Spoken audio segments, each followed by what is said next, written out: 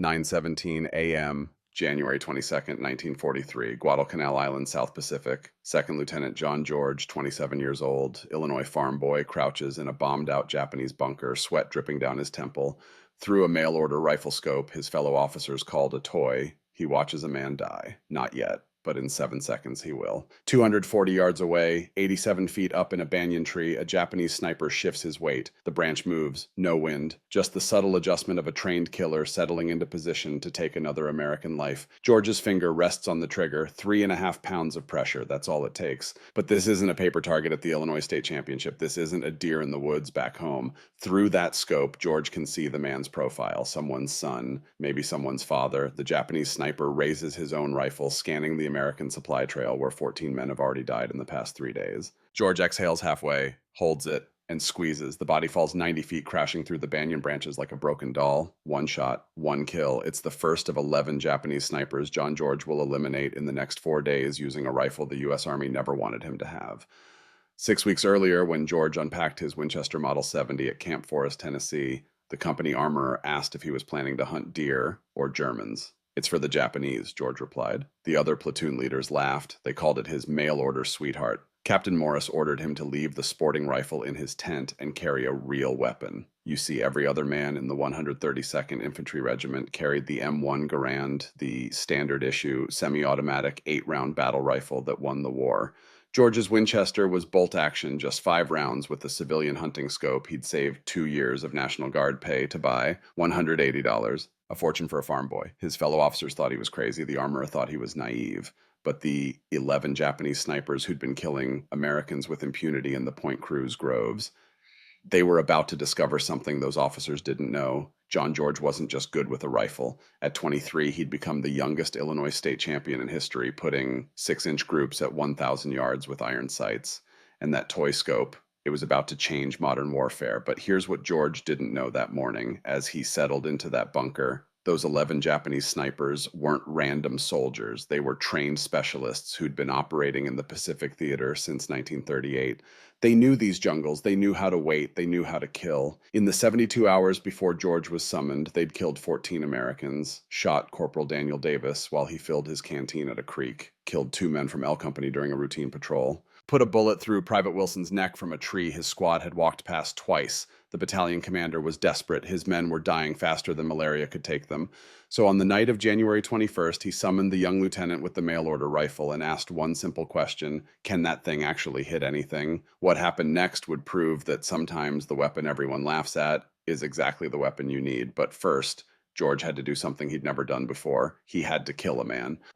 This is the true story of how a farm boy from Illinois with a rifle the Army didn't want became one of the most effective snipers in the Pacific War, how he cleared the Point Cruz groves in 4 days when an entire battalion couldn't do it in 2 weeks, how he trained 40 more men who killed 74 enemy soldiers with 0 friendly casualties, and how his privately purchased Winchester Model 70 changed the way the United States military thought about precision marksmanship forever. If you or someone you love served in the Pacific during World War II, you know these stories matter. These men, the ones who did extraordinary things with ordinary tools, they deserve to be remembered. So do me a favor, hit that like button right now. Every like tells YouTube to share this story with more people, and hit subscribe. We're rescuing forgotten stories like this from dusty archives every single day. Now let me tell you about the rifle. And the man who refused to leave it behind. Summer 1939, Camp Perry, Ohio. 23-year-old John George lies prone on the 1,000-yard line, squinting through iron sights at a target the size of a dinner plate. The sun beats down on his back. Sweat stings his eyes. His pulse thuds in his ears. 72 beats per minute, same as always. He's competing against men twice his age. Veterans. Professional marksmen. Men who've been shooting competitively since before John was born. The wind shifts 5 miles per hour left to right. John adjusts his Kentucky windage, a tiny movement of the sights muscle memory from 1,000 practice sessions on his father's farm. Inhale, exhale halfway, hold, squeeze, SFX single rifle shot, then silence. The spotter raises the flag, center mass, again. When the smoke clears and the scores are tallied, John George, skinny farm kid from rural Illinois, has won the state championship with 6-inch groups at 1,000 yards, youngest winner in Illinois history. The trophy sits on his mantelpiece for exactly 3 months before he enlists in the National Guard. Not because war has started, it hasn't, not for America. but because John George knows something the rest of the country doesn't want to believe yet. War is coming, and when it does, men who can shoot will be needed. So he starts saving $2 here, $5 there. National Guard pay isn't much, but it's enough. He orders a Winchester Model 70 from the catalog, bolt action .30-06 caliber. Then he adds a Lyman Alaskan 2.5 times scope and a Griffin and Howe mount. Total cost $180. His father thinks he's wasted the money. Son, if there's a war, the Army will give you a rifle. John just smiles. Not like this one, Dad. 4:30 to 5:45. December 1942. The Mockery. Visual Military Training Camp troops boarding ships. George packing footlocker. SFX. Drill sergeants shouting, trucks rumbling. December 1942. Camp Forest, Tennessee. The 132nd Infantry Regiment is preparing to ship out to the Pacific Theater. John George now. The Second Lieutenant George unpacks his Winchester in the company barracks. The company armorer takes one look at it and frowns. What's this, Lieutenant? You planning to hunt deer out there? It's for the Japanese, George replies quietly. The armorer laughs. So do the other officers. See, every other man in that regiment carries an M1 Garand, 9.5 pounds semi-automatic 8-round en-bloc clip. It's the most advanced infantry rifle in the world.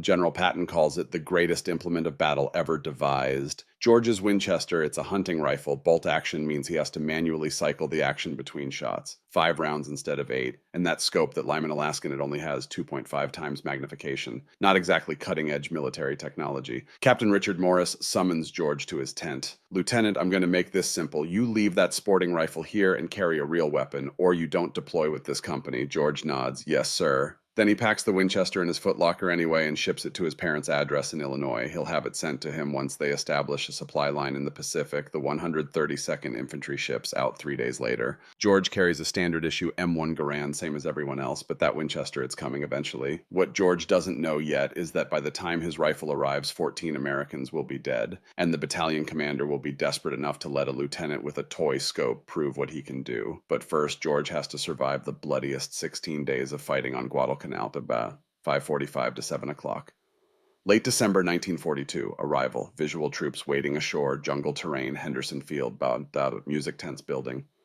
Late December 1942, the 132nd Infantry Regiment arrives at Guadalcanal to relieve the Marines who've been fighting since August. The Marines have taken Henderson Field, the strategic airstrip that controls the South Pacific. They've held it through hell itself, but they haven't taken Mount Austin, and they haven't cleared the Japanese from the coastal groves west of the Matanakayu River. That's the 132nd's job now. Mount Austin stands 1,514 feet tall. The Japanese call it the Gifu. 500 Japanese soldiers dug into 47 fortified bunkers. George's battalion attacks on December 17th. They fight for 16 days straight, hand to hand in the bunkers, grenades, flamethrowers, bayonets. The jungle floor turns to mud, not from rain, but from blood. Casualties, 34 killed in action. 279 wounded. George fights alongside his men, M1 Garand in hand. That Winchester still, sitting in a warehouse in Illinois. On January 2nd, 1943, the 132nd finally takes the western slope of Mount Austin. The cost has been devastating. And in all those 16 days of brutal combat, Second Lieutenant John George has fired his prized Winchester Model 70 exactly 0 times. He starts to wonder if his father was right, if maybe he did waste $180 on a rifle that doesn't belong in modern warfare. Then 6 days later, a supply sergeant hands him a wooden crate marked fragile. Inside is the Winchester. And 3 weeks after that, George will use it to do something no one thought possible. But first, 11 Japanese snipers need to teach the U.S. Army a lesson about what happens when you underestimate the enemy. January 19th, 1943. Point Cruz Groves, western Guadalcanal. The 132nd Infantry has pushed west from Mount Austin into the coconut plantations and jungle groves along the coast. This should be easier than bunker assaults. Open terrain, clear sight lines. Instead, it's a nightmare. The Japanese have retreated into the massive trees, banyan trees that grow 90 feet tall with trunks 8 feet thick. And up in those trees, invisible from the ground, are snipers. Not regular infantry, specialists. They have scoped Arisaka Type 98 rifles. They've been trained in camouflage and concealment since before the war started. Some of them have been operating in jungle terrain since China in 1938, and they know how to wait. January 19th, 0830 hours, Corporal Daniel Davis walks to a creek to fill canteens for his squad. 22 years old from Oklahoma, married 6 months before deployment. His wife, Sarah, is pregnant. He got the letter 2 weeks ago. He kneels by the water. The shot comes from somewhere in the trees. Daniel never hears it. January 20th, 1400 hours. A patrol from L Company sweeps through the same grove. Two men fall within 30 seconds of each other. Different shooters, different trees. The patrol returns fire blindly into the canopy, wasting ammunition on shadows. 0 enemy casualties. January 21st morning. 3 more Americans die. One of them is Private James Wilson. Shot through the neck from a tree his squad had walked past twice. The Japanese sniper had climbed into position during the night and waited completely motionless for 7 hours until Wilson's squad returned on their morning patrol. Battalion intelligence pieces together the pattern. 11 Japanese snipers operating in the Point Cruz groves. They work in pairs, 1 shooter, 1 spotter. They climb before dawn and stay in position all day without moving. They know which trails the Americans use. They know the patrol schedules. And in 72 hours, they've killed 14 men from the 132nd Infantry Regiment. The battalion commander, Lieutenant Colonel Henry Wilson, has a problem. His men are terrified. They're bunching up on patrols instead of spreading out properly, making themselves even better targets. Morale is collapsing. He needs those snipers eliminated. But how? You can't assault a sniper position 90 feet up in a tree with grenades or bayonets. Artillery is useless in dense jungle. You're as likely to kill your own men as the enemy. And the standard M1 Garand, for all its virtues, doesn't have optics. Without magnification, you can't even see the snipers, let alone shoot them. Wilson needs a counter sniper. Someone who can hunt the hunters, someone who can shoot. January 21st, 10 o'clock p.m. Second Lieutenant John George sits in his tent, cleaning his M1 Garand by lantern light. His Winchester Model 70, the one that arrived 3 weeks ago, leans against his footlocker untouched. He's carried it on 2 patrols, but Captain Morris's words still echo, "Leave the sporting rifle in your tent." A runner appears at the tent flap. "Lieutenant George, Colonel Wilson wants to see you now." George's stomach drops. In the middle of the night, a summons from the battalion commander means one of 2 things: you're in serious trouble or something terrible has happened. He walks to the headquarters tent, wondering which it is. Inside, Colonel Wilson stands over a map of the Point Cruz groves, eyes bloodshot from lack of sleep. Captain Morris is there too, looking uncomfortable. Wilson doesn't waste time on pleasantries. "Lieutenant, your fellow officers tell me you can shoot. State champion or something like that." "True. Yes, sir. Illinois state champion 1939, 1,000-yard iron sights." Wilson studies George for a long moment. "And you have some kind of special rifle, with a scope." George glances at Captain Morris, who's carefully looking at the map. "Yes, sir. Winchester Model 70, with a Lyman Alaskan scope, 2.5 times magnification. I can put 5 rounds in a 4-inch group at 300 yards. Can you shoot a man out of a tree at 200 yards? The question hangs in the air. George has never shot a man. Not yet, but he knows the truthful answer. "Yes, sir, I can." Wilson taps the map. "We have 11 Japanese snipers killing my men in these groves, 14 casualties in 3 days. I need them eliminated yesterday." He looks George directly in the eyes. "You have until tomorrow morning to prove that mail-order rifle of yours is worth a damn. If you can't, you leave it in your tent, and we try something else. Are we clear? Crystal clear, sir? Good. Morris will get you positioned before dawn. Dismissed." George walks back to his tent in the dark. The jungle is alive with sound insects, distant artillery, the occasional crack of a rifle somewhere down the line. He sits on his cot with the Winchester across his lap. Tomorrow morning, he'll look through that Lyman Alaskan scope and see a human being, not a paper target, not a deer, a man, someone's son, maybe someone's father, and George will have to pull the trigger. Can he do it? He thinks about Corporal Davis shot while filling canteens, about Private Wilson killed by a sniper who'd waited 7 hours for the perfect shot, about the 14 Americans who'll never go home because 11 Japanese soldiers are very, very good at their jobs. Can he kill a man? The question keeps him awake until 3 a.m. At 3:01, he decides the answer doesn't matter. His brothers in arms are dying, that's what matters. He field strips the Winchester, cleans every component with gun oil checks, the scope mounts, loads, 5 rounds of .30-06 hunting ammunition, and tries to sleep. He fails. At 5:30 a.m., before dawn light touches the horizon, Second Lieutenant John George picks up his Winchester Model 70 and goes to war. January 22nd, 1943, 5:30 a.m., George moves through the pre-dawn darkness to a bombed-out Japanese bunker his battalion captured 3 days earlier. The position overlooks the coconut groves west of Point Cruz, exactly where the snipers have been operating. He travels alone. No spotter, no radio man, no backup. "I work better alone," he'd told Captain Morris. The truth is simpler. If this fails, George doesn't want anyone else's career damaged by association with the lieutenant and his toy rifle. The bunker provides good cover and an elevated angle into the grove. George settles in, arranges his equipment, Winchester 60 rounds and stripper clips, canteen field glasses. Then he waits for daylight. The jungle smells like rot and rain. Mosquitoes swarm. Somewhere a bird calls high sharp urgent. The air is thick enough to chew. George glasses the trees through his scope as dawn light filters through the canopy. The Lyman Alaskan's 2.5 times magnification isn't much not like the 10 times scopes snipers use today, but it's enough to see movement in the branches that the naked eye would miss. He scans methodically, left to right, top to bottom, tree by tree. The key is patience, filtering out the noise, ignoring the birds and insects and wind, focusing only on movement that doesn't belong. Banyan trees can grow 90 feet tall. At that height, a man is invisible from the ground without magnification. But with the scope, George can see details the fork where branches meet shadows that might be clothing shapes that might be human. He's been watching for 3 hours when his hands start to tremble, not from fear,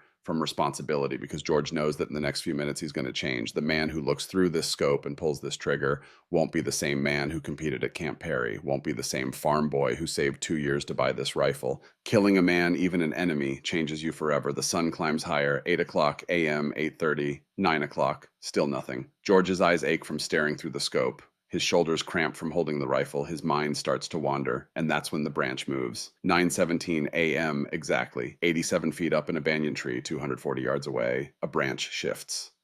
No wind, just the subtle movement of weight settling. George freezes, focuses the scope. There, in the fork, where 3 branches meet, a dark shape. Slowly it resolves into a human form. A man in dark clothing, positioned to watch the American supply trail. The Japanese sniper.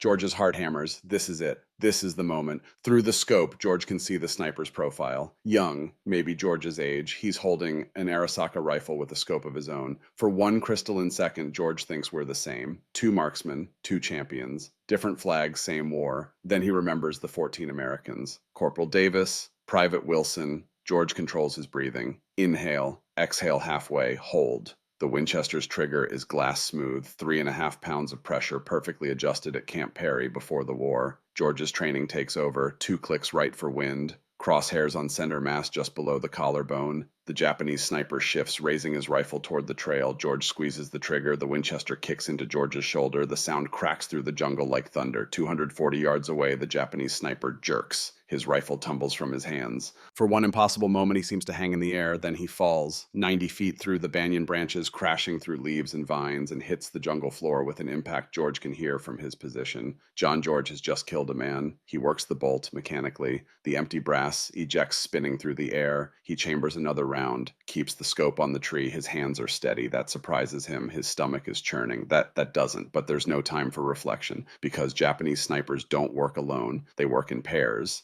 And somewhere in that jungle, a second sniper has just heard the shot that killed his partner. He knows approximately where George is. He's turning his rifle toward that sound right now. The duel has only just begun. Before I tell you what happened next, I need to ask you something. If you're watching this and you served during World War II, or if your father or grandfather served in the Pacific Theater, this story matters. These men, the ones who fought with whatever weapon they had, who improvised and adapted and overcame, they deserve to be remembered. So please hit that subscribe button right now. We're sharing forgotten stories like this every single week. Stories about ordinary Americans who did extraordinary things. And drop a comment telling us, did you or someone you love serve on Guadalcanal in the Pacific? What stories did they share? Your memories matter. And this community, all of us here, keeping these stories alive, that matters too.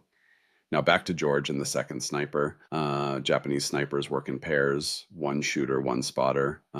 George has just killed the shooter. That means the spotter is close, probably in an adjacent tree, watching through binoculars, ready to call adjustments or take over if his partner is compromised. George scans the surrounding banyans methodically. The scope's 2.5 times magnification forces him to search slowly. Each tree could hide multiple men. The canopy creates shadows that make shapes impossible to distinguish without careful observation. Seconds tick by. 9:18 a.m., 9:20, 9:25. Where is he? George's training at Camp Perry didn't cover this. You don't practice finding hidden snipers who are actively hunting you. Every moment George spends searching is a moment the Japanese spotter can use to locate him to line up a shot to there.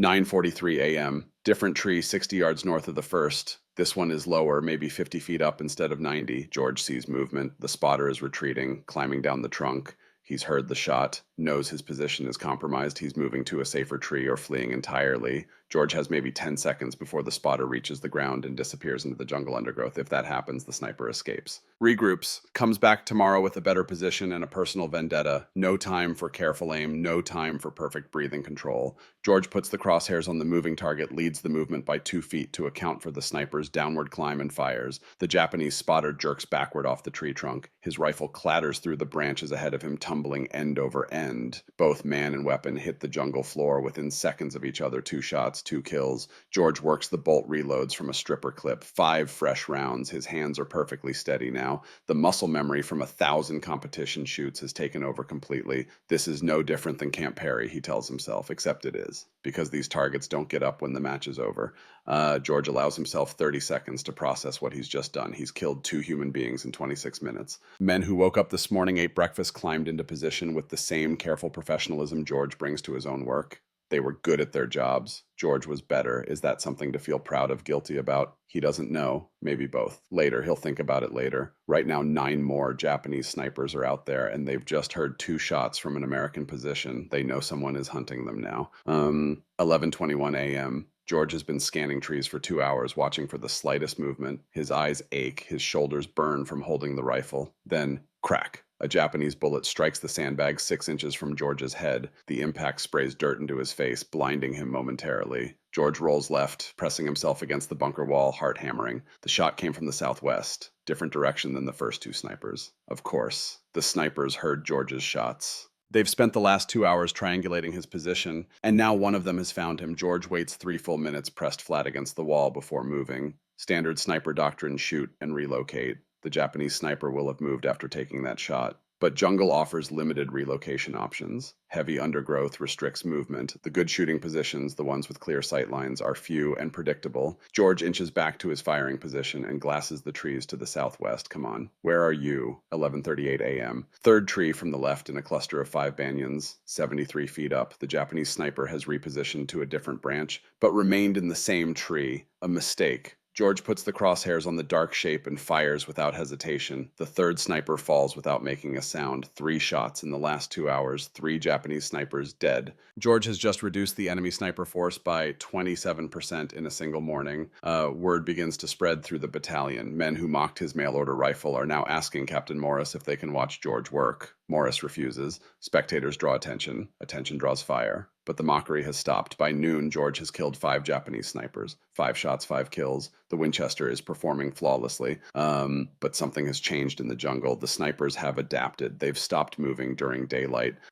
George spends the afternoon glassing trees and seeing nothing. It's like they've vanished. At 4:00 p.m., Captain Morris sends a runner to extract him. George reports to battalion headquarters. Colonel Wilson is waiting, and the mockery is gone from his voice. Continue tomorrow, Lieutenant. Same position, 0530 hours. That night, George cleans his Winchester and considers the mathematics. 11 snipers total, 5 dead, 6 remaining. And those 6 have spent all afternoon studying George's tactics, learning his patterns, planning their counter moves. Tomorrow won't be like today. Tomorrow, the hunters become the hunted. January 23rd, 1943, dawn. George returns to his position before sunrise, but the jungle has other plans. Heavy tropical rain sweeps in, turning the grove into a gray wall of water. Visibility drops to less than 100 yards. George sits in the bunker and waits. Patience is the primary skill of sniper work. Not shooting any trained marksman can shoot. The real skill is the ability to remain still, to let time pass, to wait for the right moment rather than force a bad shot. George has been waiting for 3 hours when the rain finally stops. 8:15 a.m. By 8:45, enough visibility has returned for work. George realizes something. The Japanese snipers are smart. They've been using the rain to reposition. The sound of heavy rain masks, movement climbing, adjusting position, even conversation between spotter teams. When George finally spots the first sniper of the day at 9:12 a.m., the setup confirms his theory. The sniper has chosen a tree 290 yards out. That's 50 yards farther than yesterday's kills. The Japanese are learning George's effective range and adapting. Also smart, but 290 yards is well within the Winchester's capability. George compensates for distance and fires. The 6th sniper falls, and then the jungle explodes. 9:57 a.m., Japanese mortars begin hitting the area around George's bunker. They've triangulated his position, probably from muzzle flash or sound. The first rounds land 40 yards short, ranging shots. Boom, boom, boom. The second salvo lands 20 yards short, closer. George's mind races through the math. Third salvo will bracket the bunker. 4th salvo will hit it directly. He has maybe 45 seconds. George grabs his Winchester and runs. He sprints north along the tree-lined boots, slipping in mud vines, catching his legs. Behind him, the 3rd salvo hits exactly where he calculated. The bunker George occupied 30 seconds ago disappears in a fountain of dirt, sandbags, and shrapnel. George dives into a shell crater, pressing himself into the earth as debris rains down around him. His ears ring, his heart hammers. Adrenaline floods his system. That was close. Too close. George allows himself 10 seconds to process he almost died. If he'd hesitated even 5 seconds longer, he'd be scattered across that grove in pieces. Then he forces himself to think tactically. The Japanese know his approximate location now. They'll send infantry to confirm the kill or flush him out. He needs a new position immediately. George relocates to a fallen tree 120 yards north of the destroyed bunker. The tree provides both cover and a clear view of the groves. He settles in and resumes his watch. The dynamic has changed completely now. This is no longer target shooting. This is a duel. The Japanese snipers aren't just defending themselves anymore. They're actively hunting George back. 2:23 p.m., George kills his seventh sniper. This one had climbed high 94 feet up a banyan tree. Excellent concealment, but the height created a silhouette against the sky when the sun angle changed. One shot, one kill, 5:41 p.m., the eighth kill, routine at this point. Japanese sniper at medium range, good hide, but George's patience wins. He waits 40 minutes for the sniper to make a tiny adjustment, just a 6-inch shift, and fires the moment the movement stops. 8 confirmed kills over 2 days. 12 rounds fired, 4 misses. 5 o'clock p.m., Captain Morris sends a runner to extract George. 9 hours in position. Morris wants numbers. George provides them 8 kills, 4 misses, 1 near miss by enemy mortar. Morris asks about ammunition status. George is down to 2 rounds. Morris asks about the rifle. George says it's functional but needs cleaning. Mud in the action, water in the barrel. Morris tells George to clean his rifle and rest. No operations tomorrow. The battalion is moving east. The Point Cruz groves are no longer a priority. The Japanese are evacuating Guadalcanal. Intelligence suggests they'll complete the withdrawal within 2 weeks.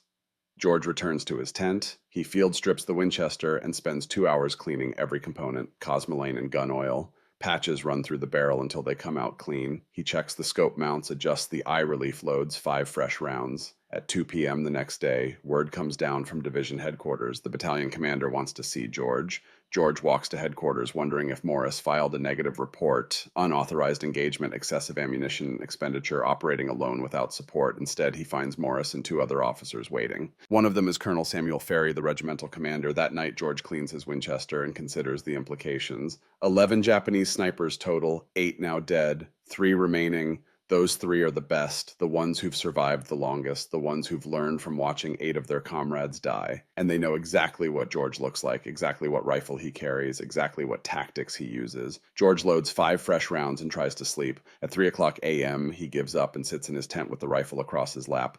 The rain starts again at 4:15. By 5:30, it's heavy enough that dawn operations will be delayed. George uses the time wisely. He's not going back to the fallen tree. That position is compromised. The Japanese will be watching it. He needs somewhere unexpected. George chooses a new position, a cluster of rocks 70 yards south of his previous location. Marines used it as a machine gun nest back in December. The rocks offer good cover and critically an elevated angle that lets George see down into the tree canopies instead of up at them. Different perspective, different advantage. At 7:43 a.m., after the rain slows, George glasses his first tree of the day. What he finds there will test every bit of skill and tactical knowledge he's accumulated over 4 years of competition shooting and 2 days of actual combat, because the Japanese haven't just learned George's tactics, they've learned to use them against him. January 24th, 1943, 8:17 a.m. George has been glassing trees from his elevated rock position for 34 minutes when he finds something interesting. A Japanese sniper in a palm tree 190 yards out, only 40 feet up, unusually low.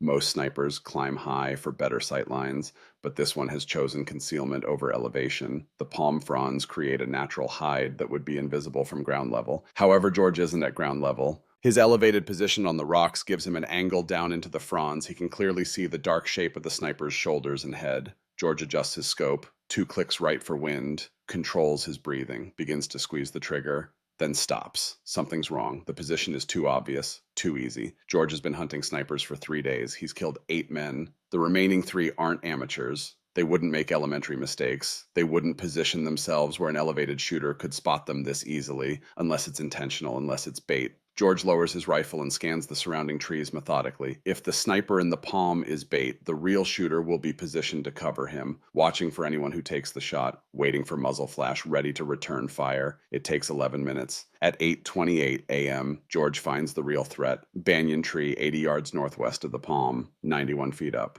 The Japanese sniper is positioned in a perfect hide, branches and vines concealing him from three sides, and he's watching George's previous position at the fallen tree. He's waiting for George to appear there, or to take a shot at the bait in the palm tree. George now has two problems. First, the real sniper is watching the wrong location. If George fires at him, the sound will reveal George's actual position. The sniper will relocate before George can work the bolt and chamber another round. Second, if George does nothing, the sniper will eventually realize George isn't at the fallen tree and begin searching for him. Once that happens, George's elevated position on the rocks becomes obvious. It's one of the few good shooting spots in this area. George needs to use the bait against them. Here's what George decides. He'll shoot the decoy sniper in the palm tree. The real sniper will react to the sound, turn toward its shift position to engage. That movement will create a target. If George is fast enough, if he can work the bolt and swing the rifle to the new target in under 3 seconds, he can take both. If he's not fast enough, the real sniper will locate him, and George will be the one with a bullet incoming. High risk, high reward. George makes his decision. 8:32 a.m. George aims at the decoy in the palm tree, adjusts for wind, fires. The decoy jerks and falls from the palm, crashing through fronds. George immediately works the bolt smooth, mechanical, no thought required, ejects the brass chambers a new round, and swings the Winchester toward the banyan tree 91 feet up. The real sniper is turning. George can see the movement through the scope. The Japanese soldier is repositioning to face George's location, bringing his own rifle to bear. It's a race. Who can acquire the target and fire first? George puts the crosshairs on the shifting dark shape and fires before the sniper fully turns. The real sniper falls. His rifle tumbles after him, spinning through the air. 2 shots, 2 kills, 4 seconds between them, but George has revealed his position to anyone else watching. He grabs his rifle and ammunition and runs, doesn't look back, sprints east along the rock line and drops into a drainage ditch 40 yards away, presses himself into the mud, waits. 8:34 a.m. Japanese machine gun fire rakes the rocks where George was positioned 6 seconds earlier. Bullets kick up dust and stone fragments. The fire lasts 17 seconds, an eternity. When it stops, George counts to 60 before moving. Lying in that ditch mud, soaking through his uniform, George has a moment of clarity. This isn't about marksmanship anymore. It's about tactical chess. Every move creates a counter move. Every position reveals information to the enemy. Every shot is a gamble. The Japanese aren't just trying to kill Americans now. They're specifically trying to kill him. And George realizes he's earned their respect. They're treating him like a peer, like a worthy opponent. In another time, another place, he and these Japanese snipers might have competed at Camp Perry together, compared notes on wind reading and trigger control, shared a beer after the match. Instead, they're trying to kill each other. War is strange that way. George relocates again, this time to a shell crater partially filled with rainwater 100 yards east. He settles into the crater with water up to his chest, rests the Winchester on the crater rim, and resumes glassing trees. The water is cold. Hypothermia is a risk if he stays here too long, but the concealment is perfect. 10 confirmed kills in 3 days, 1 remaining. The 11th sniper is the best of them all, the smartest, most experienced, most patient. He's watched 10 of his comrades die over 3 days. He knows George's tactics. He knows George's rifle. He knows George's approximate location. And somewhere in that jungle, he's watching, waiting, planning. George scans methodically, searching for any sign, but hours pass, nothing. The 11th sniper has gone completely silent. No shots, no movement. It's like he's vanished. Or George realizes with a chill, maybe he's not in the trees at all. 9:47 a.m. George has been in the water-filled crater for nearly an hour. The cold has seeped into his bones. His legs are numb, but the Winchester remains steady on the crater rim scope. Trained on the trees, he's searching for the 11th sniper, the last one, the best one. But George is looking in the wrong place. He's been scanning the canopy 80 feet up, 90 feet up, because that's where snipers belong. That's where the other 10 were. That's where logic says the 11th should be, except the 11th sniper isn't logical. He's adaptive, and he's not in the trees. George catches the movement at the edge of his peripheral vision, not up, down. 60 yards south, low to the ground, a shape moving through the undergrowth, ferns, vines, fallen branches. George's stomach drops. The Japanese sniper is on the ground, crawling, using the jungle floor vegetation for cover, moving parallel to the tree line toward George's last known position at the rocks. Of course, it makes perfect sense. The sniper watched George kill 10 men from elevated positions, watched the machine gun fire at the rocks, knows George has been relocating to stay unpredictable. But one thing George can't change is basic geography. There are only so many good shooting positions in this area. The bunker is destroyed. The fallen tree is compromised. The rocks were just attacked. That leaves the drainage ditch and this water-filled crater. The Japanese sniper is doing exactly what George would do in his position, working methodically toward each likely location, eliminating them one by one until he finds his target. George remains motionless in the water. The Winchester is already shouldered, but the angle is wrong. The crater rim blocks his view of the approaching sniper. To get a clear shot, George would have to rise up. Rising up would expose him silhouette against the crater rim, visible from dozens of positions. If the sniper on the ground has a partner and Japanese snipers always work in pairs, George would be dead before he could squeeze the trigger. George forces himself to wait, to watch, to think. The sniper stops moving at 9:52 a.m. He's reached a position 40 yards from the rock, studying the area, searching for movement. George can see him clearly now through the scope. Young, maybe 25. Dark uniform, excellent camouflage discipline. He's carrying an Arisaka Type 98 with a scope professional equipment. For 7 minutes, neither man moves. This is what sniper work really is. Not the dramatic shots, not the high body counts. Just this two men invisible to each other, waiting to see who makes the first mistake. 9:58 a.m. The Japanese sniper begins moving again, crawling forward, 35 yards from the rocks, 30 yards, 25. He's approaching from the south side, the same direction George used when he evacuated under machine gun fire. Smart.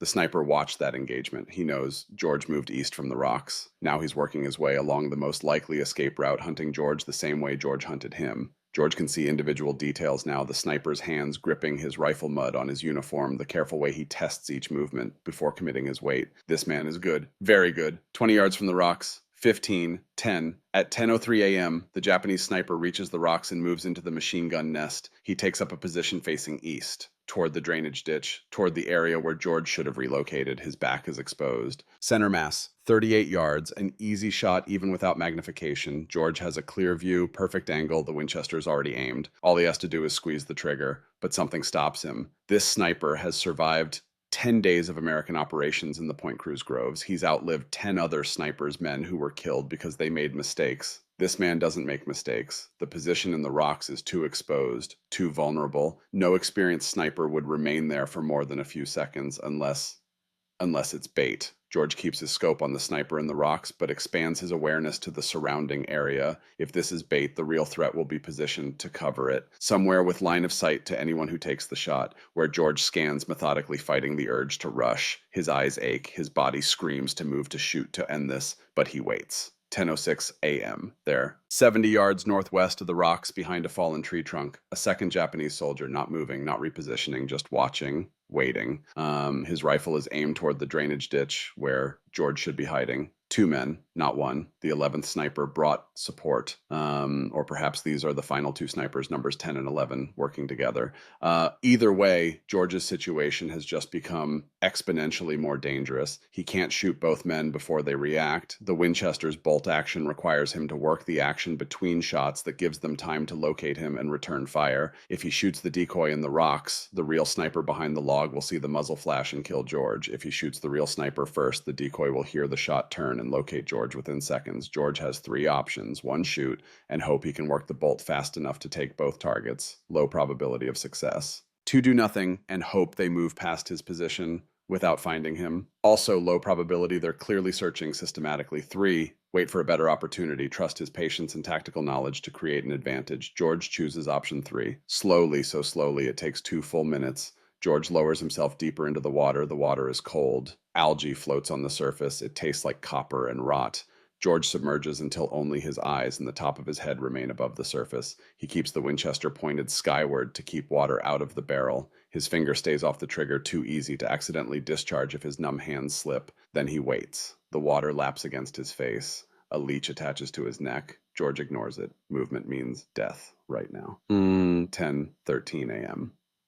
The Japanese soldier in the rock stands up. He's spent 10 minutes watching the drainage ditch and seen nothing. He believes George has moved farther east. He turns and signals to his partner behind the fallen tree. Both men begin moving east, parallel to each other, 70 yards apart. They're executing a sweep, planning to flush George out or find his position through systematic search. George remains in the water, motionless. The two Japanese soldiers move past his crater now, between George and the tree line. Their backs are exposed. This is it. This is the moment George has been waiting for. Slowly fighting every instinct that screams to move fast, George rises from the water. Water streams off George's uniform, off the Winchester's barrel, off his face. The cold has made his movements stiff, but his hands are steady. Training overrides overrides discomfort. Muscle memory overrides fear. He brings the Winchester to his shoulder, smooth, practiced, the same motion he's made 10,000 times at Camp Perry on his father's farm in competition. The closer soldier, the one who was in the rocks, is 42 yards away. Walking slowly, the rifle held ready, scanning the undergrowth. George puts the crosshairs between his shoulder blades. Inhale, exhale halfway, hold, squeeze, SFX crack. The soldier drops instantly. No cry, no struggle, just down. George works the bolt before the body hits the ground. The movement is automatic. Eject brass chamber, a new round, acquire the next target. The second soldier behind the fallen tree is turning. He's heard the shot. 70 yards out. He's raising his rifle toward the sound. It's another race. Who can acquire and fire first? George swings the Winchester, leads the turning movement, and fires. The second soldier jerks and falls backward behind the log. For 3 seconds, the jungle is completely silent. No birds, no insects. Even the wind seems to hold its breath. Then the sounds return. A bird calls. Leaves rustle. Life continues. George stands in the water-filled crater, rifle still shouldered, scanning for additional threats. His hands are shaking now, not from cold, from adrenaline crash. 11 shots fired over 4 days. 11 Japanese snipers dead. George has cleared the Point Cruz groves, done what an entire battalion couldn't do, eliminated the threat that killed 14 Americans in 72 hours. He should feel victorious, proud. Instead, he feels tired. George climbs out of the crater slowly. His legs barely support him, partly from cold, partly from exhaustion, partly from the emotional weight of what he's just done. He walks to the 2 bodies, doesn't look closely, doesn't search them, just confirms they're dead, then moves on. This is the part nobody talks about in the glory stories, the moment after, when the adrenaline fades and you're left with the reality of what you've done. George has killed 11 men in 4 days. 11 human beings who woke up this morning who had families who believed they were fighting for their country, just like George believes he's fighting for his. Were they the enemy? Yes. Would they have killed Americans if George hadn't stopped them? Absolutely. Does that make it easier? Not really. George is retrieving his spent cartridges. Military habit. Always police your brass when he hears something that makes him freeze. Voices. Japanese voices. Coming from the tree line. Multiple men moving toward the fallen soldiers. George has killed the snipers, but the snipers weren't working alone. There's an infantry patrol or a recovery team or reinforcements, and they're coming directly toward him. George drops back into the crater. The water is cold. He submerges until only his eyes remain above the surface. Winchester held vertically to keep the barrel clear. The voices grow louder. At least 6 men, maybe more. They're moving toward the 2 dead soldiers George just shot 42 yards from his crater, close enough that George can hear them clearly, even without understanding the words. 10:28 a.m. The Japanese soldiers reach the first body. Urgent conversation. Tone shifts. They've found their dead. Then the voices move to the second body. More talk, and then the voices start moving again. Not back toward the tree line, toward George's crater. They found his tracks, boot prints in the mud leading from the rocks to the crater. George had been careful about noise, about movement, about concealment, but he hadn't been careful about tracks. George has 5 rounds in the Winchester, 6 Japanese soldiers minimum. Poor odds for a bolt-action rifle. The voices grow closer. 30 yards, 25, 20. George considers his options. Stay hidden and hope they pass by. They won't. They're following his tracks directly to the crater. Fight. 6-1 odds with a bolt-action rifle against semi-automatics. Suicide. Run. Best option, but he'll be exposed during the sprint. George chooses to run, but not yet. He waits for the exact right moment when the soldiers are close enough that they'll hesitate before firing, afraid of hitting each other. 10:31 a.m. A Japanese soldier appears at the crater rim. Looking down, their eyes meet. George fires from the water. The soldier falls backward. George works the bolt while still submerged chambers. Another round rises up. 2 more soldiers at the crater rim. George fires, works the bolt, fires again. Both drop. 3 rounds left. More soldiers approaching. George can hear them shouting, running toward the crater. He climbs out on the north side away from the approaching voices and runs. George sprints 20 yards and drops behind a fallen tree. Japanese rifle fire cracks through the jungle. Bullets strike the ground around the crater, around the fallen tree. The soldiers are firing at movement at sound, not at confirmed targets. Wildfire, panic fire. George glasses the area through his scope. Sees movement. 2 soldiers advancing toward the crater 50 yards out. He aims at the lead soldier, fires. The soldier drops. The second soldier dives for cover. 2 rounds left. But George hears more voices behind him. The Japanese are flanking. One group approaching from the south, another from the east. He's about to be surrounded. George makes his decision instantly. He can't win a firefight with 2 rounds against multiple soldiers with semi-automatic rifles. He needs to break contact, get back to American lines. He grabs his rifle and runs north. Full sprint through the jungle undergrowth. Vines catch his boots. Branches whip his face. His lungs burn. Japanese rifle fire follows him. Bullets snap past, strike trees, kick up dirt. George runs for 90 seconds, the longest 90 seconds of his life, before diving into another shell crater. This one is dry. He presses himself against the crater wall and listens. The Japanese voices are distant now. They haven't pursued. They're regrouping around their dead. George checks his rifle. Mud on the stock. water still dripping from the barrel. He has 2 rounds left and no stripper clips. Those are back in his pack near the water-filled crater. 10:47 a.m., George begins moving again. Not running, walking, staying low, using terrain for cover, moving northeast toward the American perimeter. The jungle is quiet, no voices, no movement, just George and the sound of his own breathing. At 11:13 a.m., George reaches the American perimeter. A Marine sentry challenges him. Second Lieutenant George, 132nd Infantry, returning from patrol. The sentry's eyes widen. George realizes what he must look like: soaked uniform, covered in mud, rifle dripping water, face scratched and bleeding from branches. Jesus, sir, you okay? I'm fine. Which way? To battalion headquarters. The Marine points. George walks through the perimeter. Battalion headquarters is a large tent with maps pinned to wooden boards and radio equipment crackling with traffic. Captain Morris looks up when George enters and does a double take. George, we heard heavy rifle fire from your sector. Thought you might be. He stops, sees George's condition. What happened out there? George sets his Winchester carefully against the tent pole and delivers his report. 11 Japanese snipers eliminated over 4 days, sir. 11 rounds fired against sniper targets. 11 confirmed kills. Then engaged enemy infantry. 3 more casualties. 5 total rounds in that engagement. After that, I broke contact and returned to friendly lines. Morris stares. You engaged infantry, how many? At least 6, sir. Maybe more. With a bolt-action rifle. I didn't have much choice, sir. They found my position. Morris shakes his head slowly. Lieutenant, do you understand what you've just done? Those 11 snipers have been terrorizing this battalion for weeks, killed 14 of our men, and you, in 4 days. He trails off, looking at the Winchester. Nobody's laughing about the mail-order rifle now. Morris asks about ammunition status.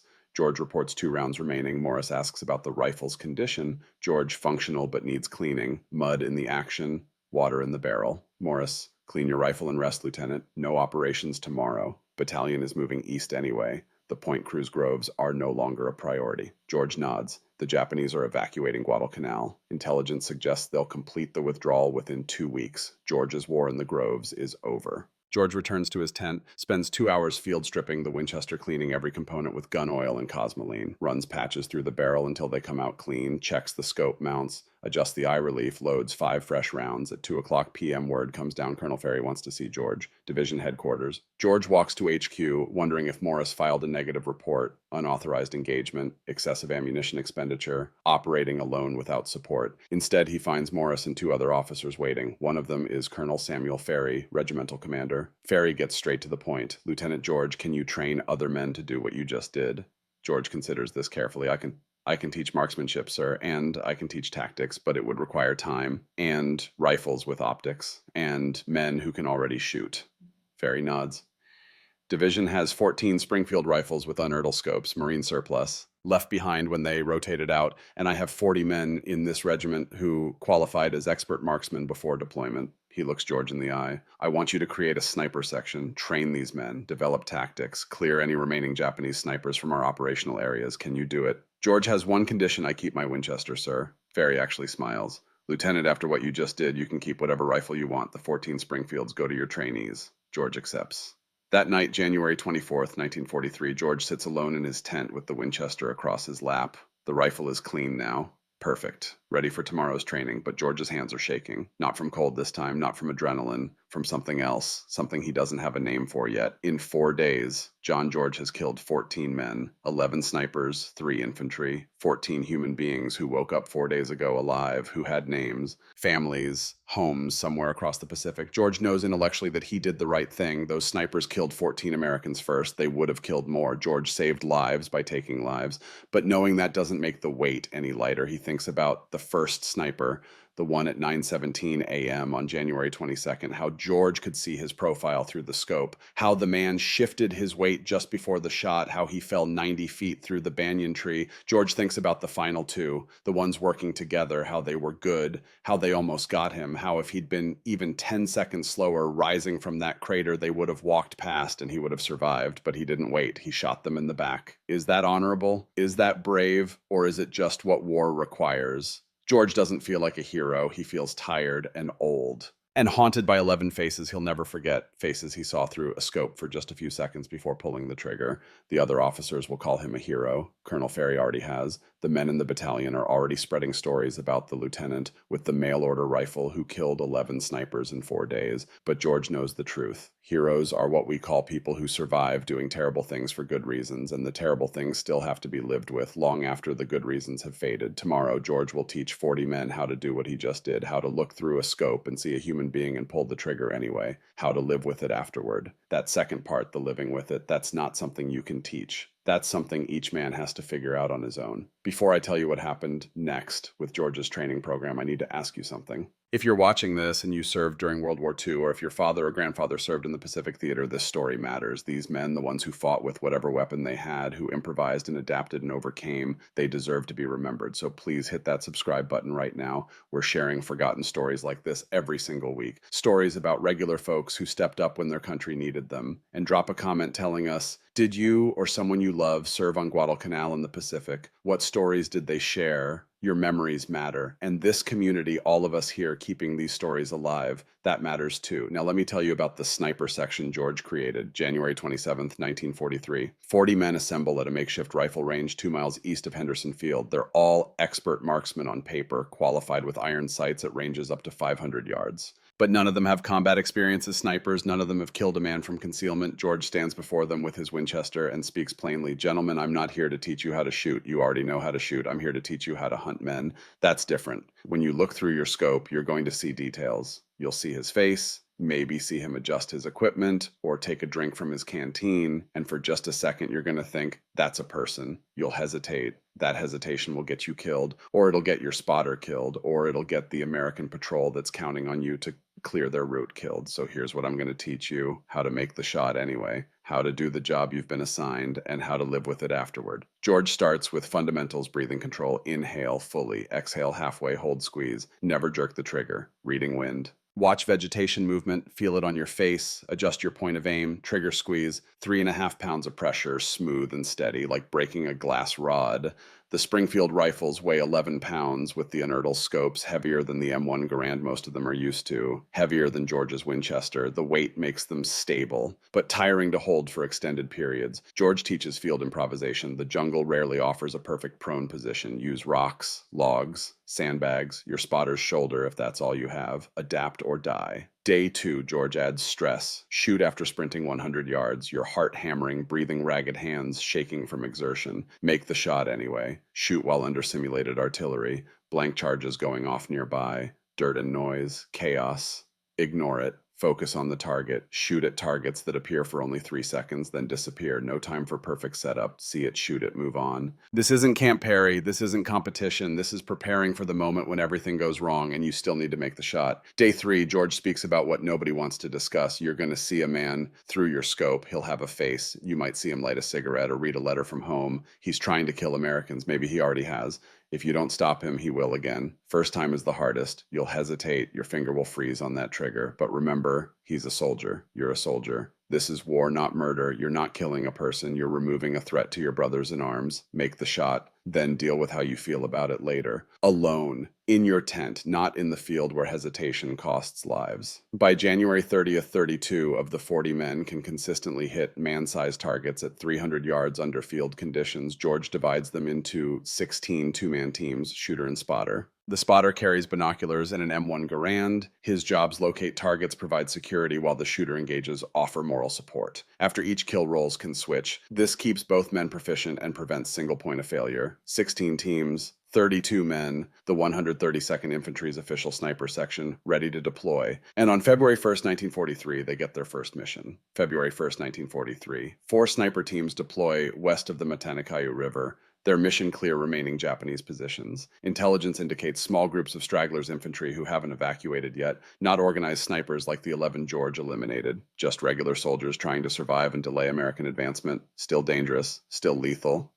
George pairs with Corporal William Hayes as his spotter. Hayes is 24 from Montana, grew up hunting elk in the Rockies. He can glass a hillside and spot movement at 800 yards. They set up on high ground overlooking a supply trail the Japanese have been using. 7:20 a.m., a Japanese soldier appears on the trail. alone, carrying supplies, probably heading to a fallback position deeper in the jungle. Hayes confirms the target through binoculars, calls the range 280 yards, wind 5 miles per hour left to right. George adjusts, fires. The soldier drops. Over the next 6 hours, George's team engages 7 more targets on that trail, 7 shots, 6 kills, 1 miss. George's fault, misjudged the wind. The other 3 teams report similar results. Team 2, led by Sergeant Morrison, 5 kills. Team 3, led by Corporal Jackson, 4 kills. Team 4, led by Lieutenant Anderson, 3 kills. Total for February 1st, 23 Japanese soldiers eliminated, 0 American casualties. February 2nd, 19 kills section-wide. February 3rd, 12 kills. February 4th, 15 kills. February 5th, 11 kills. The Japanese evacuation is accelerating. Destroyers arrive at night to pick up troops from Cape Esperance on Guadalcanal's western tip.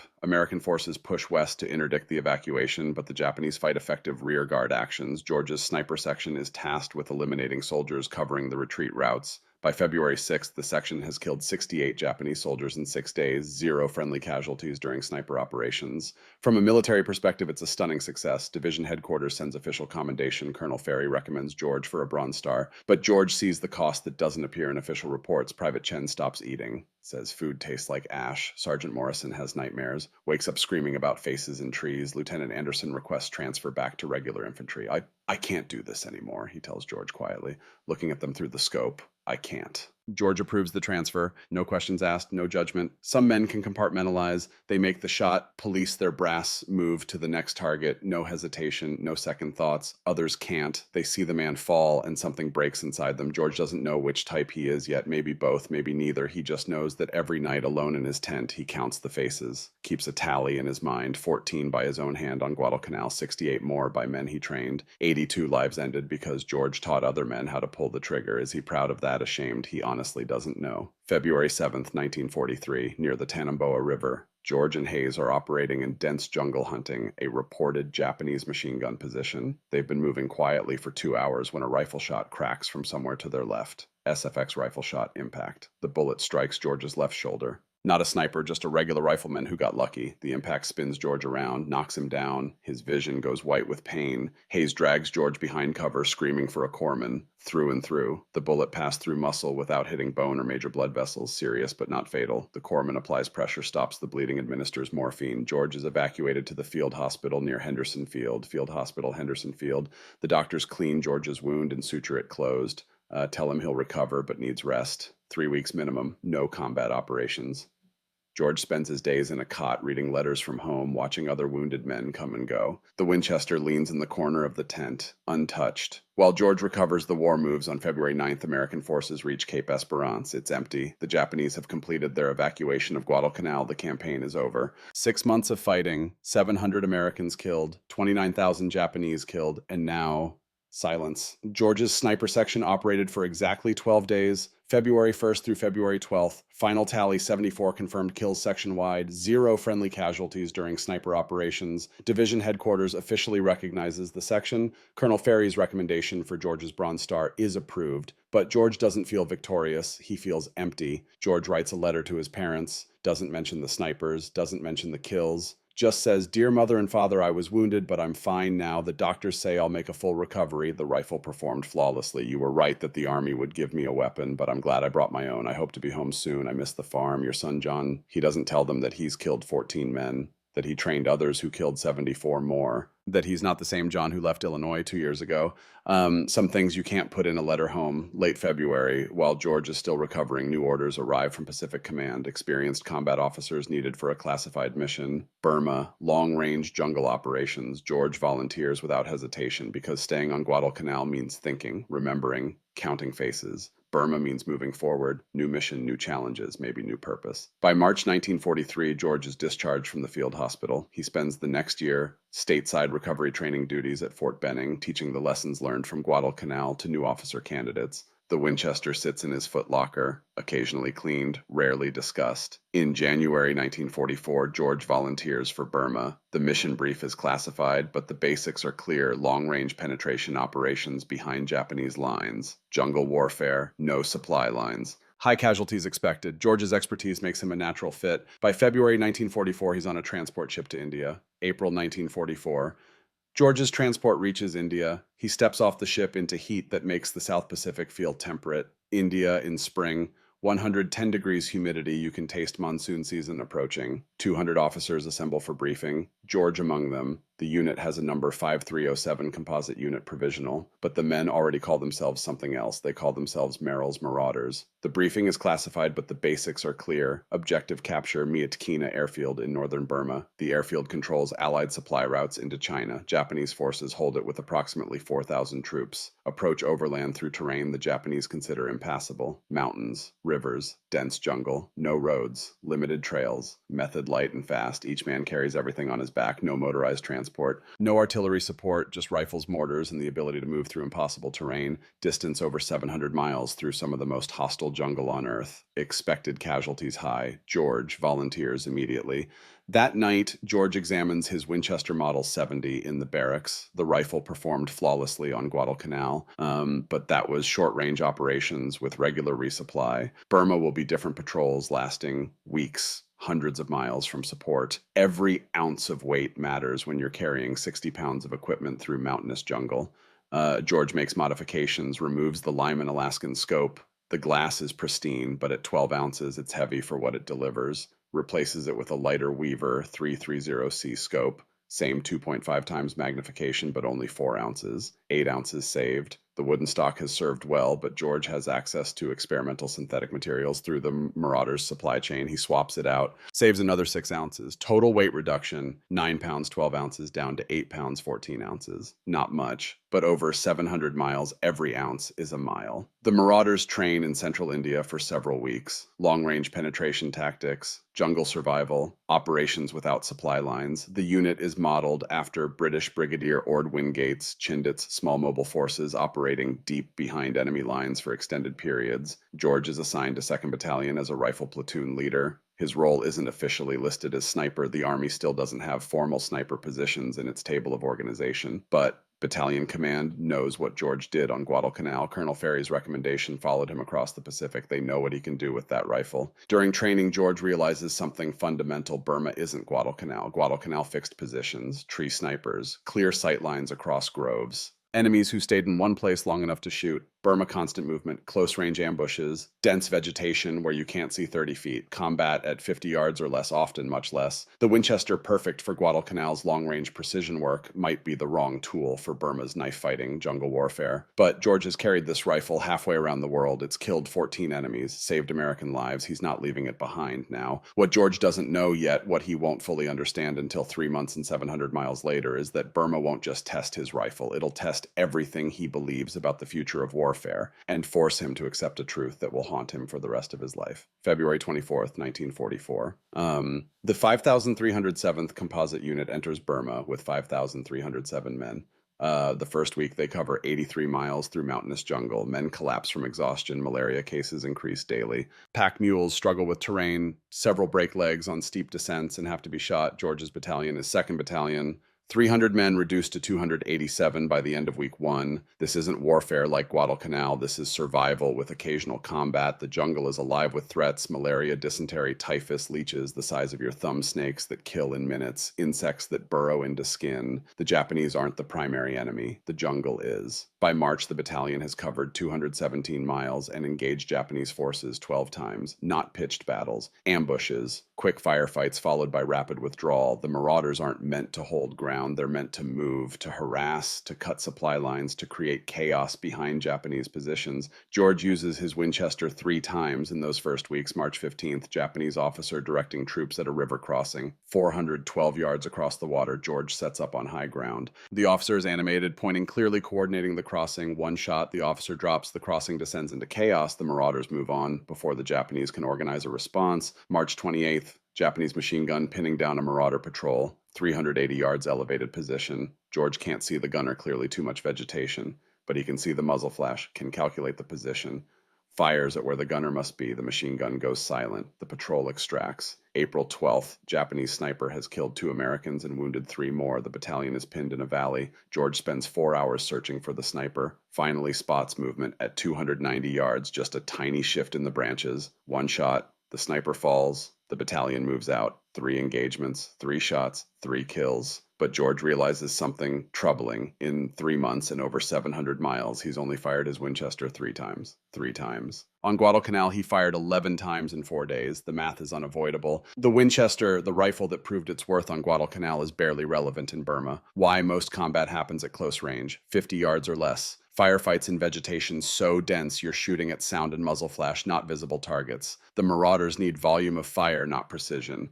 Semi-automatic M1 Garands, putting 8 rounds downrange fast, not bolt-action rifles requiring manual cycling between shots. When you can't see more than 30 feet, 2.5 times magnification doesn't matter. When ambushes happen at 20 yards precision, marksmanship doesn't matter. What matters is, can you put lead on target before they put lead on you? By late May, the Marauders have covered over 700 miles. They've lost more men to disease than combat. Malaria, dysentery, typhus, infected wounds, exhaustion. The unit that entered Burma with 5,307 men is down to fewer than 3,000 effectives. May 17th, the Marauders capture Myitkyina airfield. The operation is a success, a strategic victory that will shorten the war in the Pacific.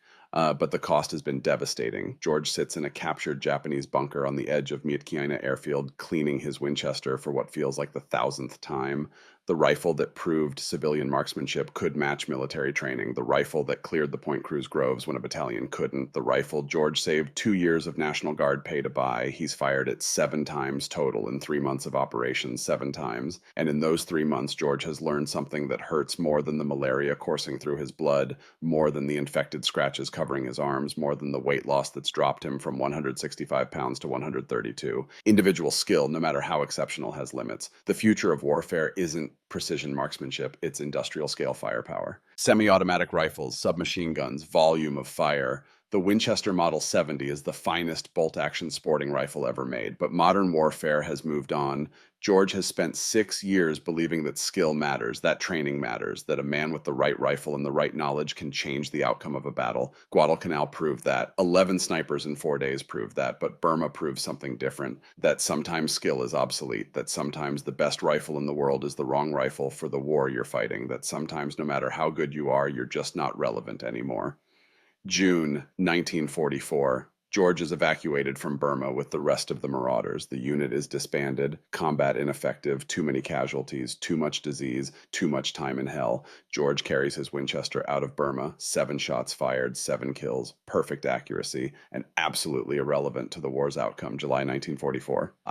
George returns to the United States after nearly 2 years in the Pacific Theater, promoted to captain, assigned to Fort Benning, Georgia. Training duty, he's to teach infantry officers marksmanship and small unit tactics, teach the lessons learned on Guadalcanal and in Burma. Ironic, really. Teaching lessons that are becoming obsolete even as he teaches them. The rifle sits in a footlocker in George's quarters at Fort Benning. He takes it out occasionally, cleans it, runs patches through the barrel, checks the scope mounts, but he rarely looks at it because every time he does, George sees 2 different wars: Guadalcanal, where individual skill mattered, where one man with one rifle eliminated 11 threats and saved American lives. Burma, where individual skill was irrelevant, where the best marksman in the battalion fired 7 shots in 3 months and it didn't matter at all. Which war is the future? George knows the answer, doesn't like it, but knows it.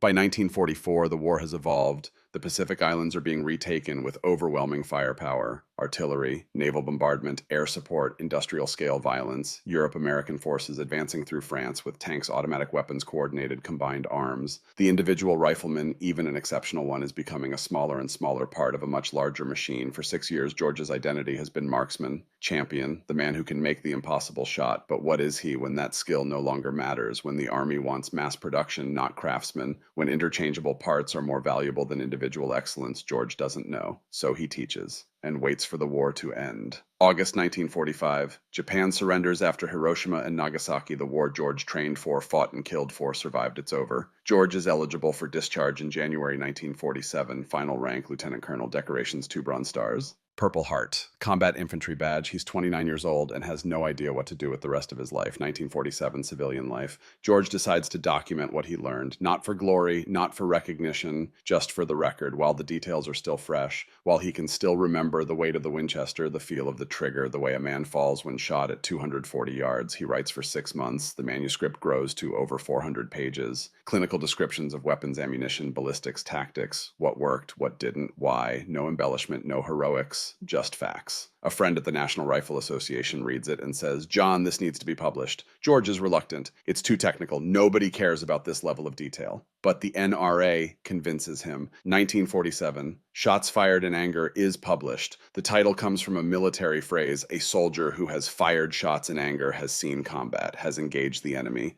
has crossed the line from training to war. George's book is unlike any other war memoir of its era. Most war memoirs are about heroism, patriotism, the glory of combat. We fought, we won, we came home. George's book is a technical manual that happens to include a war. Chapter 3, detailed comparison of the M1 Garand versus Japanese Arisaka Type 99, weight, rate of fire, accuracy, stopping power, reliability in jungle conditions. Chapter 7, the Winchester model, 70s performance on Guadalcanal, scope choice, ammunition selection, why 2.5 times magnification was optimal for jungle work. Chapter 11, training methodology for counter-sniper operations, how to spot concealed positions, how to calculate range without a rangefinder, how to make the shot when you're not sure you should. George writes with brutal honesty about things other veterans won't discuss. The first time he killed a man. I hesitated. Not from moral uncertainty, but from the weight of understanding that this decision was irreversible. The trigger required 3.5 pounds of pressure. That seemed simultaneously too much and not nearly enough. The cost of command.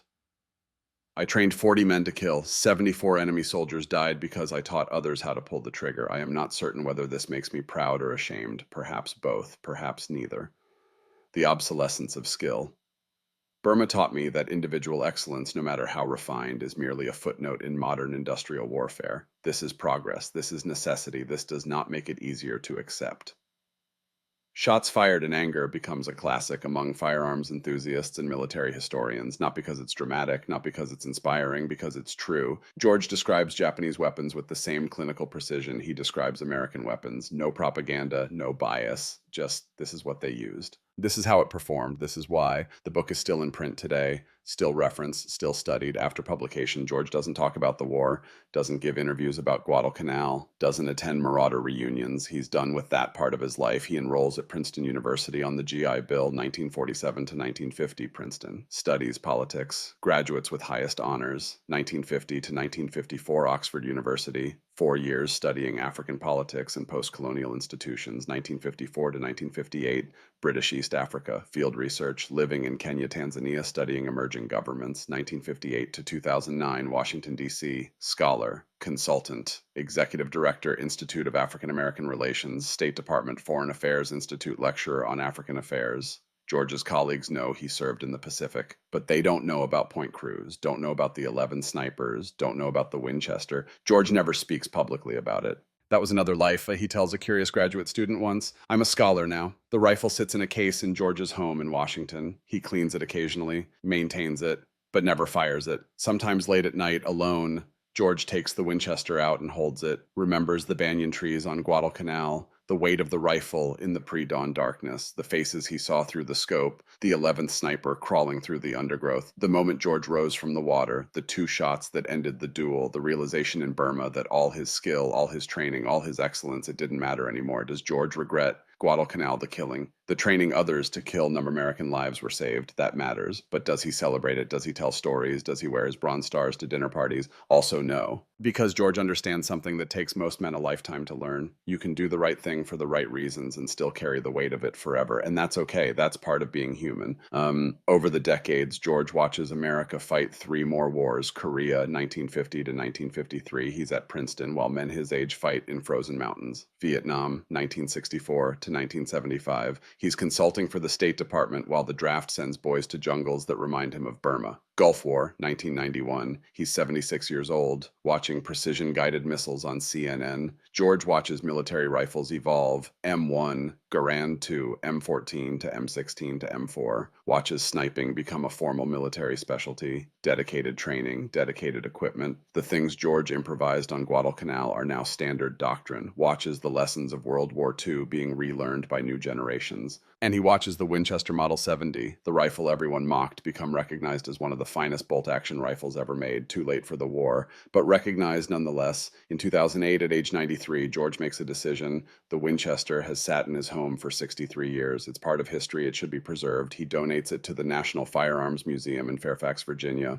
along with the Lyman Alaskan scope he'd removed for Burma, kept separately all these years, his field notes from Guadalcanal, the stripper clips he used, everything. The museum curator asks if George wants to attend the dedication ceremony. George declines. The rifle tells the story better than I can, he says. 1 year later, January 3rd, 2009, John B. George dies at age 94.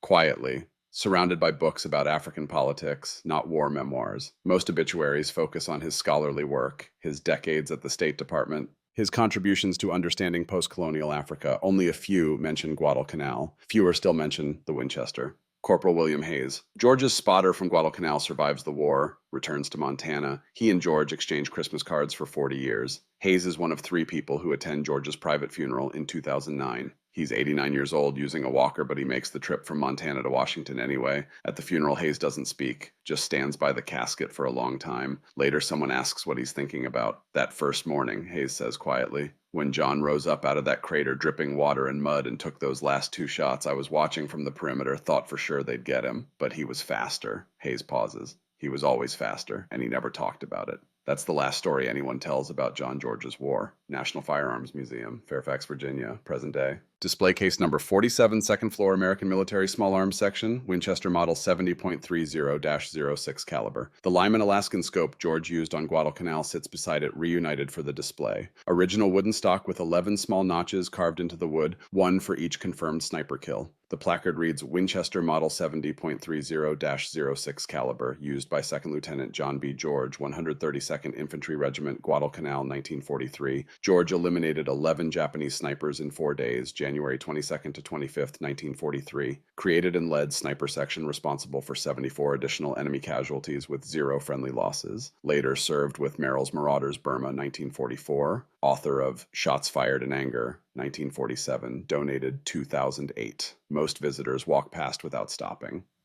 To modernize, it's just an old hunting rifle. No tactical rails, no advanced optics, no military markings. It looks like something your grandfather used to hunt deer in the 1950s. Because that's exactly what it is. A civilian sporting rifle that happened to fight a war.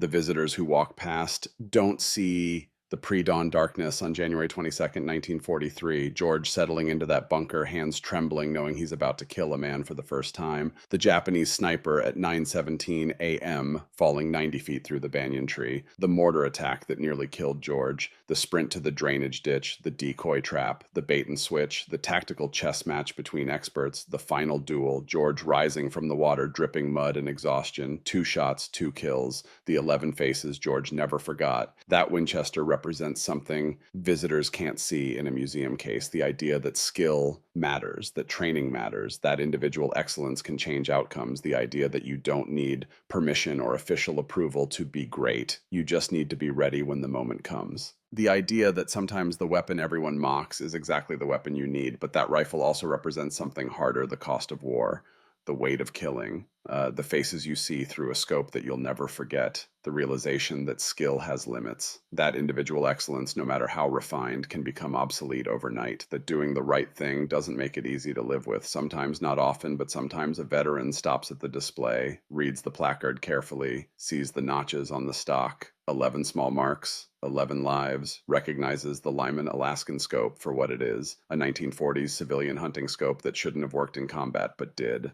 Understands what it means that George kept this rifle instead of switching to standard issue equipment. That veteran stands there for a long time. Sometimes their hands shake slightly. Sometimes their eyes water. They don't say anything, just stand. And remember, they remember their own wars, their own rifles, their own moments when skill and courage and pure luck were all that stood between life and death. They remember the friends who didn't come home. They remember what it feels like to carry weight that civilians don't understand and can't see. And they understand in a way the casual visitors don't what that Winchester really is, a memorial. not to glory or victory, but to the men who fought with what they had, who improvised, who adapted, who overcame, who did terrible things for good reasons and lived with it afterward. If you're watching this and you served Korea, Vietnam, Iraq, Afghanistan, any war, you understand what that rifle represents in a way others don't. You understand that every weapon has a story. Every soldier carries weight that doesn't show on any memorial. If you have stories about your service or your father's service or your grandfather's service, share them in the comments below. These stories matter. This history matters. We're losing World War II veterans at a rate of over 100 per day now. Soon there will be no one left who can tell these stories firsthand.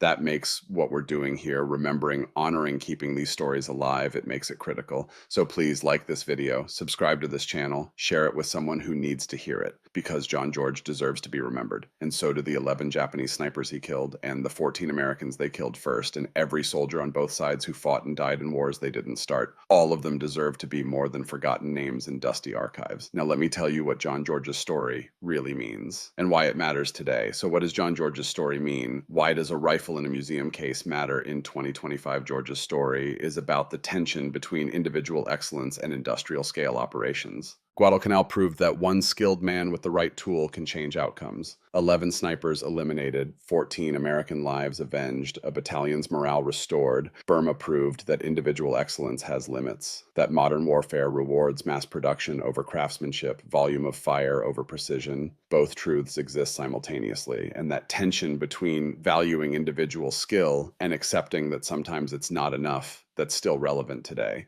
George didn't wait for permission, didn't wait for official approval, didn't wait for the army to issue him the right equipment. He bought his own rifle, trained himself, proved its worth when given the chance. That's the American spirit in its purest form. Don't wait for someone to solve your problem, solve it yourself. George never called himself a hero, never sought recognition, never told war stories at parties, because real heroes understand something civilians often don't. Heroism isn't about glory. It's about doing terrible things when necessary and living with the weight afterward. It's about carrying faces you'll never forget, about counting kills in the dark, about wondering if you're proud or ashamed and realizing the answer is both. That's the truth about the greatest generation that we sometimes forget. They didn't fight because they loved war. They fought because they had to. And then they came home and lived quiet lives and didn't talk about it. George spent the second half of his life as a scholar, studying politics, teaching about African independence movements, contributing to understanding post-colonial development, from killing 11 men in 4 days to spending 50 years promoting understanding between cultures. That transformation from warrior to scholar, from taker of life to advocate for peace, that's also the American story. We fight when we must, but we'd rather build, create, understand. The Winchester Model 70 was perfect for one kind of war, obsolete in another. George was exceptional at one kind of combat, irrelevant in another. Both had to adapt, both had to accept that the world moves on. That's the hardest lesson. No matter how good you are, no matter how much you've sacrificed, sometimes you become obsolete. The question is, do you accept that gracefully and find a new purpose? Or do you spend the rest of your life bitter that the world changed? George chose grace, chose adaptation, chose to build a new life when his old skills no longer mattered. That's worth remembering too. Today's veterans face similar challenges: 20 years in Iraq and Afghanistan, skills honed in urban combat, counterinsurgency, tribal negotiation. Then the wars end. Those skills, those hard-won experiences, suddenly less relevant. What do you do when the thing you're best at is no longer needed? George's answer: you adapt. You find new purpose, you contribute in new ways. Your service mattered, your sacrifice mattered. The fact that the war is over doesn't change that. John B. George's life teaches us 7 lessons worth remembering. 1, excellence matters, even when the world doesn't recognize it immediately. George's skill saved lives, period. 2, don't wait for permission. If you know what needs to be done and you have the ability to do it, do it. Buy your own rifle if you have to. 3, teach others. George didn't keep his knowledge to himself. He trained 40 men. That knowledge multiplied, 74 more enemies eliminated, 0 friendly casualties, 4 adapt or perish. When Burma proved his rifle was obsolete, George didn't complain. He adapted, he learned, he moved on. 5, carry your weight with dignity. George killed 14 men, trained others who killed 74 more. He never bragged about it, never celebrated it, but he also didn't apologize for doing what was necessary. 6, build something after destruction, from warrior to scholar. From taking life to promoting understanding, that transformation matters. 7, some heroes deserve quiet dignity, not because they weren't heroic, but because they chose humility over recognition. We should honor that choice even as we remember their story. George's Winchester Model 70 changed military thinking. After Guadalcanal, the U.S. military began taking precision marksmanship seriously, began developing formal sniper programs, began recognizing that sometimes one skilled shooter is worth a dozen average riflemen. That legacy continues today. U.S. military snipers are the finest in the world. Their training, their equipment, their doctrine all build on lessons learned by men like George. But George's real legacy isn't military doctrine, it's personal. It's the idea that ordinary Americans can do extraordinary things when circumstances demand it. George wasn't special forces, wasn't elite military. He was a farm boy from Illinois who learned to shoot hunting rabbits, won a state championship, and bought a rifle with his own money. Then, when his country needed him, he did what needed to be done. That's the American story. Not superheroes, not chosen ones, just regular people who step up when the moment requires it. If your grandfather served in World War II and never talked about it, if your father came back from Vietnam, different, and you never understood why, if your son or daughter deployed to Iraq or Afghanistan and carries weight, you can't see John George's story helps explain why. Because the things that make someone a hero in war, the ability to kill efficiently, to make hard decisions, to live with the consequences, those aren't things you brag about at Thanksgiving dinner. Real heroes carry their weight quietly, and we honor them by understanding that their silence isn't weakness, it's strength. Back to the National Firearms Museum. Display case 47. The Winchester Model 70 sits there, silent, still, forgotten by most. But if you look closely, really look, you can see the story, the 11 notches carved into the stock, one for each confirmed kill on Guadalcanal, the wear patterns on the barrel from George's hands, thousands of hours of cleaning, maintaining, trusting this tool with his life, the Lyman Alaskan scope.